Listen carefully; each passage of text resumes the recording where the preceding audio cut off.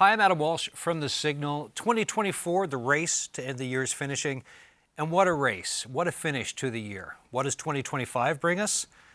3 elections, federal, provincial, and municipal. So with everything going on politically, with everything going on in our communities, and a look ahead to what next year is going to mean, I brought together a panel of folks to talk about how they feel with everything that is happening. As we look at the end of this year, the big bit is, how are we feeling, right? How are we feeling about this community, this province that we're living in? And I know that's a big, broad question, but you can feel free to focus it down however you like. Mr. Harris, we'll start with you. I think we're definitely at a very tumultuous time in our politics. I think that on the federal scene, we see the federal government kind of falling apart. On the provincial scene, we're seeing a huge, massive deal being undergoing with the Churchill Falls renegotiation. And on a municipal level, I think there's always issues, you know, when it comes to living in St. John's, but also across the municipalities in Newfoundland and Labrador. I know at Memorial, there's a lot of uncertainty. In my community, we are faced with an announcement that says that there is going to be no more new hiring or filling of vacant positions at MUN, and basically a downsizing of Memorial. So we don't really know what that means, what programs will be cut, what faculty will not be renewed, and what direction our public university is going in. So definitely watching all of these kind of things from the micro level to the macro level. Christina, what about yourself? I'm going to answer this question from a bit of a macro level, I guess. Sure. And bouncing off what John said, the theme going out of 2024 into 2025 for me is uncertainty. There's so much uncertainty, and one thing that we learned during COVID is that people don't deal awesome with uncertainty, whether it's their mental health or their physical health, really. So with 3 elections, we don't know who's going to be leading our municipalities, our province, our country. And then on the service delivery side, we don't know where our kids are going to go to daycare, or when we might be able to see a doctor, or where we might be able to see a doctor, or whether we might be able to go to school or not, or whether we might be able to start a business, or there's just so much uncertainty. Constanza, what about yourself? Well, I think was a really interesting year, and I think we are not finished in the best way, to be honest. As a business owner, you see a lot of businesses closing, you know, especially Water Street. It's really sad to see Water Street. I know how we will handle the next tourists that come to our city and they arrive to a place where businesses are shutting down. For other side, I believe that we have an opportunity here. And next year come a lot of elections. I feel that in countries that you see crisis, you can see the young people being more interested in learn and be more educated and vote. And I imagine that this is our time to reflect what is Canada. Walter. With an election, municipally, provincially, and federally, we have a grand opportunity in a democratic country where they don't have the ability to do this all over the world. There's also so much turmoil everywhere. Look at the opportunity we have to choose our governments. One opportunity now for young people to get out and voice their concerns, for people to get out and talk about the issues. And voter turnout, that's one thing that boggles me. Why is voter turnout going so low? Why aren't people interested in politics? What's the problem with politics now? Municipal level, you could be looking at 40 to 60% turnout. I think there was a by-election in St. John's back a while ago, back in the spring. Under 20% turned out. What's the problem? Is it a governance problem? Is it people not having faith in the system? But what an opportunity for, and the voters, the demographic of the voters, the higher numbers are to 55 years of age and up. So where are these young people? Now's the chance to shape. Get involved. Put yourself on a ballot. Get involved with a party. Get involved with voicing your concerns. Now's the chance. If you had the magic wand for 2025, something in and around your community, something that matters for the folks you know in this province that needs fixing, what's something you think that should be fixed but could be fixed? Yes. Just name one thing. One issue has been public safety. And it's the investing in our police force. In our case, it's the RCMP, and in some urban centers, it's the RNC. We see a lack of resources. They've met with us many, many times, and we've asked, how can we put more resources in our community? Boots on the ground. They call it bums in the seats for administration. And they need more resources. And what's happening, we were told, is that they're hauling resources from other areas of the province. So they're just dealing with the same amount and just shifting around. So recently we heard that there is more money coming in. There's more officers coming in. There's more administration coming in. So we're really glad to hear that. So of course, we've had a couple of incidents out in Conception Bay North, and the public is worried. So as a municipal leader, that's a major concern. If your residents are on edge about what's going on in their community, crime rates are going up, then that's a concern for municipal councils as well. Costanza, Magic Wand, 2025, what would you change? Check all the processes that we have to do a business, home-based business. Like I learned that to open a home-based business, to cook meal in your home and sell, you need to have a separate kitchen. So you need to have 2 houses, you need to have a restaurant. It is home-based model? I don't think so. And I think some policies are so old and doesn't serve our community.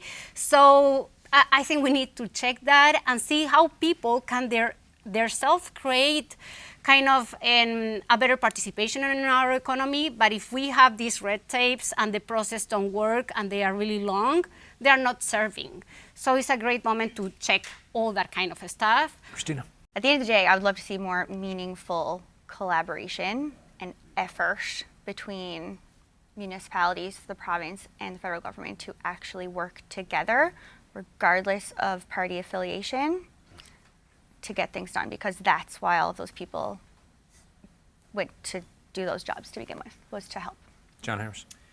I think that we need to make sure the young people have an opportunity to succeed, and I think that this new generation has it a lot harder than previous when it comes to getting a house, to being able to afford to buy property and to get into the market. I think that in all sorts of metrics, young people are not being set up for success. I think that if you look at the cost of the university for a person that wants to enter the workforce, right now it's, it used to, for my dad, it was free. Under Joey Smallwood, for 4 years, memorial tuition was free. Now it's about $6,000 a year.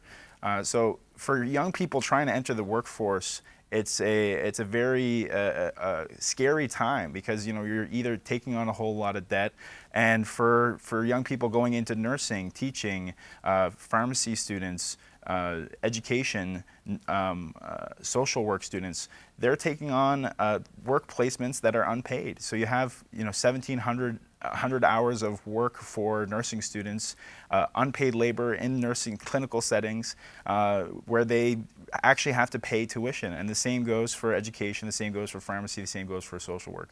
And so what you're having is, I think, a really unfair system for young people that are trying to enter the workforce, or trying to get an education, but they're being saddled with debt, and the minimum wage is really lagging. You have students trying to make ends meet, they're trying to afford rent, trying to afford food, trying to afford their tuition, and they're having to work two jobs just to, and be a full-time student just to afford to go to school. It's not a sustainable a system to grow an economy of the province when you have such a strain on young people that are just trying to make it. As we have this conversation, there's upheaval in Ottawa, right? We're going to see what happens there. I mentioned there's 3 elections coming. There's also news about Churchill Falls and what that could mean. Given everything you've already said, how do you feel then, looking at some of all the rest of it, about 2025 and what it could bring? There's what you could fix or would like to see fixed, but what might it bring given everything that's going on right now? Is there more optimism here, pessimism? I would say, for me, I don't like the look of this plan. I mean, I think if we look back in 1969, when the first negotiations were signed, it looked like a really good deal at the time. We were excited about the money. Obviously, that was not the case. The 0.2 cents that it became was not a fair price for hydroelectricity. When we get closer to 2041, we'll actually be in a much better negotiation position because Quebec needs the hydro from Churchill Falls. It's made very clear. I really don't think we can afford to have this be a political win for the current government, but be a disaster for future generations.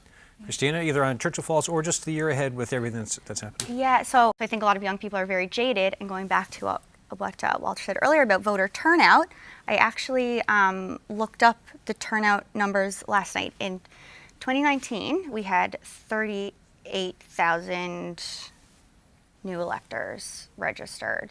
In 2021, we only had 17,000. So what happened? I went back, same amount of births, generally speaking, in those years, so people turning 18, and as they're getting older, are staying disengaged because I think there's not a lot of opportunity to, or they don't know how to become informed, and then people don't want to vote. They don't feel qualified to have an opinion, and I think we need to really encourage people to learn more about these things, and so they can make informed decisions on their own, form their own independent decisions, and really get all the information and understand what's at stake, but also what the opportunity is, because there's a huge positive opportunity in 2025. Yeah, and about working our way through apathy, antipathy, or whatever else some of these feelings are. Costanza?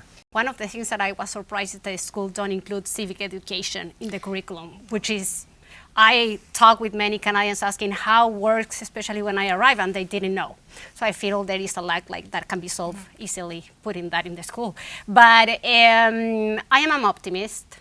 I am an entrepreneur. When the storm is happening, you don't look up where the storm comes from. You look down and you go through. I believe it's a moment of reflection. Again, I don't think that this will go worse. I think we need to go up. So I am really optimistic about what is coming change. Definitely will become change. So I am looking forward, to continue working, come with solutions to the table, and hearing people, instead to blame on problem, why you don't bring solution and think a little bit about what is going on and bring solutions, because just talk about problems, it doesn't solve nothing. Walter? Well, a little bit about Churchill Falls. I don't know the details, as John was mentioning a few numbers there, but in general, we want a big announcement like this to benefit us. And in more direct ways, I'd like to see Lab West and Labrador. Lab West has potential for huge industrial growth. They don't have the supply to do that. And hopefully this will remedy that and bring more prosperity to the area, more job security to not just Lab West, but all of Labrador. It's their resource as well. It's placed there. And hopefully it'll benefit the Indigenous and the people of Labrador.